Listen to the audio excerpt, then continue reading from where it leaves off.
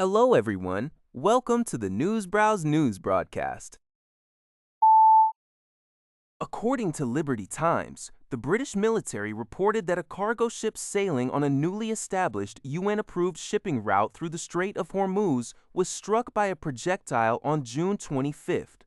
Fortunately, the attack caused no casualties or environmental damage. The incident occurred amidst heightened tensions, as Iran's Islamic Revolutionary Guard Corps, IRGC, had previously threatened vessel traffic passing through the strait without Tehran's authorization.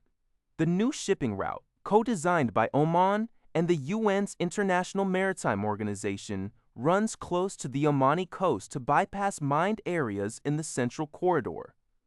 This alternative path aims to alleviate global economic pressure and reduce Iran's leverage during ongoing temporary peace agreement negotiations with the United States. U.S. Secretary of State Marco Rubio, visiting the Persian Gulf, reaffirmed Washington's commitment to keeping this alternative route operational. Despite the IRGC's warning that unauthorized ships using the route face danger, shipping data indicates that vessel traffic through the strait has begun to recover, though it remains below pre-war levels.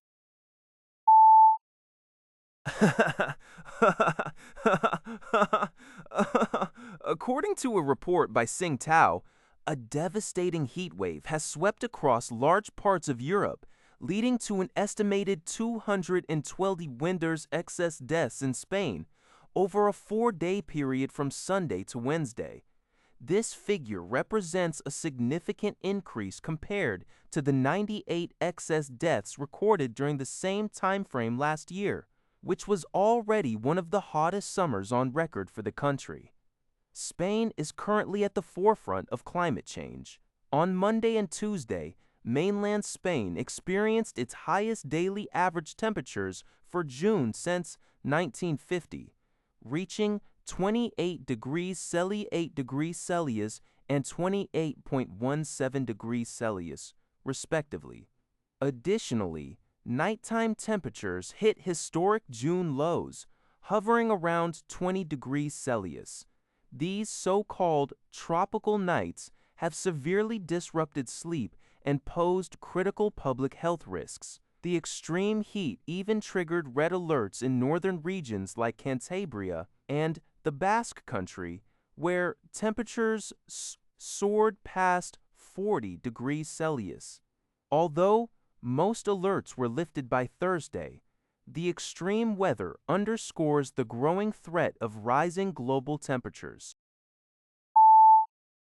According to the Epoch Times, the U.S. Embassy in Kuwait resumed operations on June 24th, following a suspension that began in March due to safety concerns sparked by Iranian drone attacks. Secretary of State Marco Rubio, who is currently on a diplomatic tour of the region, officiated the reopening ceremony by raising the American flag.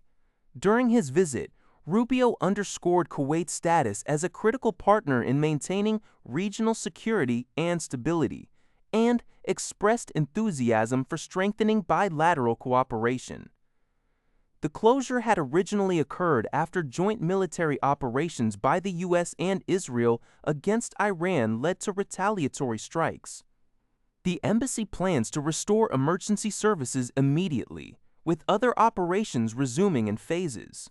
This reopening occurs amidst progress in de-escalation efforts, as the U.S. and Iran have reportedly reached a memorandum of understanding to halt military operations and negotiate a long-term agreement within 60 days following recent high-level talks held in Switzerland. According to a report by Al Jazeera, Israeli forces have shot and killed at least 2 Palestinians in separate incidents across the occupied West Bank and the Gaza Strip. In the West Bank village of Sarda, 32-year-old Mustafa al-Khatib was killed at dawn when Israeli troops stormed his home. Family members described the incident as a cold-blooded execution, stating that al-Khatib had no security affiliations and was not given time to open the door before soldiers forced their way in.